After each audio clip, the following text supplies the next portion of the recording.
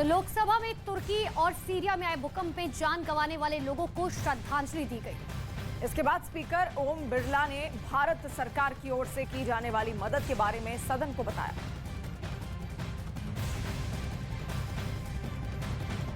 हम आपदा के समय तुर्की और सीरिया के लोगों के प्रति सहयोग और सहायता के लिए अपनी प्रतिबद्धता व्यक्त करते हैं। दुख की इस घड़ी में हर भारतीय दोनों देशों के प्रभावित लोगों के साथ खड़ा है। भारत सरकार द्वारा भूकंप पीड़ितों की राहत के लिए चिकित्सा सामग्री और अन्य सामग्री की पहली खेप तथा एनडीआरएफ की खोज एवं बचाव दल की टीम भी वहां पहुंच गई है।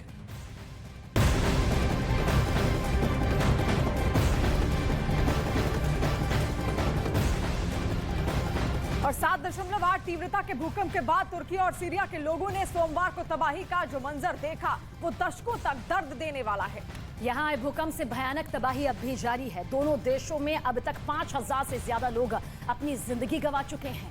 जलजला इतना तेज था कि हजारों इमारतें ताश के पत्तों की तरह भरभरा कर गिर गई और भूकंप के झटकों के बाद कमजोर हुई जमीन पर खड़ी इमारतों के गिरने का सिलसिला कई घंटों तक चलता रहा और लोग सड़क पर इधर से उधर भागते हुए साफ नजर आए।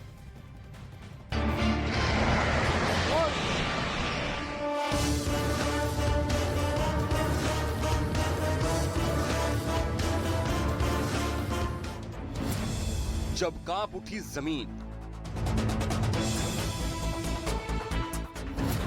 9 देशों पर टूटा कुदरत का कहर।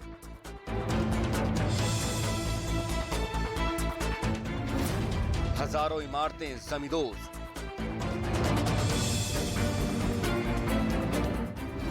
ताश के पत्ते की तरह बिखरी बिल्डिंग्स। शहर शहर मलबे का ढेर। भूकंप के तेज झटकों ने तुर्की और सीरिया के ज्यादातर शहरों की तस्वीर बदल कर रख दी।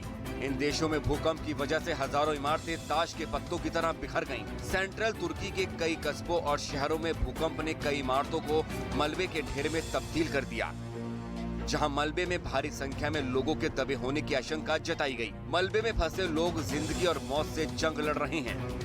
कमोबेश ऐसी ही तस्वीरें सीरिया से भी सामने आ रही हैं, जिन्हें देखकर हर किसी की रूह कांप उठी। सीरिया के अलेप्पो शहर से बर्बादी की सबसे डरा देने वाली तस्वीर सामने आई। वहां के एक इलाके में भूकंप का झटका महसूस होने के बाद लोग अपने घरों से निकलकर डरे सहमे खड़े थे। तभी उनके नजदीक मौजूद एक इमारत देखते ही देखते ढह गई। इमारत गिरी तो इलाके में भगदड़ मच गई और लोग जान बचाकर भागते नजर आए।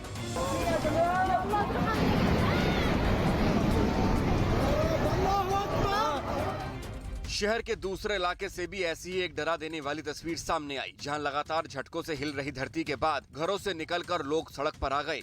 कुछ खुशनसीब थे जो बच गए, लेकिन बाकी न जाने कितनी जिंदगी मलबे में दफन हो गईं। इमारत के मलबे से वहां खड़े लोग अभी तक अपने आप को संभाल भी नहीं पाए थे कि एक दूसरी इमारत भी ताश के पत्तों की तरह बिखर गई और वहां सिर्फ धूल का गुबार दिखा। इसके बाद तो वहां भयंकर चीख पुकार मच गई। महिलाएं इधर से उधर भागती नजर आईं। किसी को भी ये नहीं समझ आ रहा था कि जाएं तो आखिर जाएं कहां। तुर्की में मौत की सुनामी आ गई। सुनामी की डरा देने वाली तस्वीर। भूकंप के बाद घंटों तक तबाही का मंजर। सीरिया ही नहीं, बर्बादी की डरा देने वाली तस्वीर तुर्की के भी कई शहरों से सामने आई, जहां 7.8 तीव्रता के भूकंप ने सब कुछ बर्बाद करके रख दिया। तुर्की के अदाना शहर में भी कई इमारतें ताश के पत्तों की तरह बिखर गईं। एक के बाद एक लगे झटकों के बाद कमजोर हो चुकी एक इमारत के जमींदोज हो जाने का वीडियो सामने आया। इस घटना के बाद वहां भी अफरा तफरी मच गई। इस बीच वहां के कई इलाकों में राहत और बचाव का काम भी जारी रहा। विनाशकारी भूकंप के बाद काफी देर तक इमारतों के रह रहकर गिरने का सिलसिला बदस्तूर जारी रहा।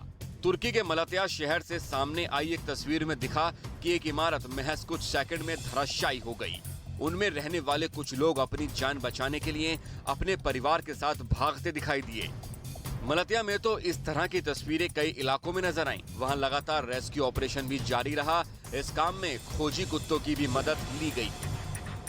तुर्की के मलात्या में मातम, हताए प्रांत में मचा हाहाकार। तबाही की जो तस्वीरें तुर्की के मलत्या शहर से सामने आई हैं, उससे भी खतरनाक मंजर हतह प्रांत में मौजूद एक बंदरगाह में दिखा।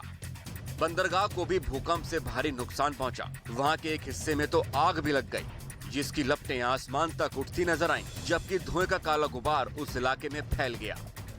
तुर्की में विनाशकारी भूकंप के बाद 7 दिन के राष्ट्रीय शोक का ऐलान कर दिया गया है। तुर्की के राष्ट्रपति रेजिप ताइप एर्दोआन के निर्देश पर अगले एक हफ्ते के लिए सभी स्कूलों को बंद कर दिया गया और इसके साथ ही तुर्की की संसद की कार्यवाही भी 7 दिनों के लिए स्थगित कर दी गई, ताकि इस दौरान विनाशकारी भूकंप के बाद राहत और बचाव का काम पूरा किया जा सके, क्योंकि वहां इतने बड़े पैमाने पर तबाही मची है जिससे पूरी तरीके से उभरने में कई साल लग जाएंगे। इस बीच आसमान से ली गई तस्वीर ने साफ कर दिया है कि वहां भूकंप के बाद कई इलाकों का क्या हाल हो गया। वहां कई मकान पूरी तरह तबाह हो चुके थे। सड़क किनारे खड़ी गाड़ियां भी मलबे की चपेट में आकर बर्बाद हो गईं। उधर जर्मनी ने तुर्की और सीरिया की मदद के लिए दवाइयों और खाने पीने की चीजें समेत कई दूसरे सामान भी भेजे। इसके साथ ही जर्मनी ने इन दोनों देशों की हर संभव मदद करने का भरोसा भी दिया। न्यूज़ 18 इंडिया की web series FIR number 208 streaming today.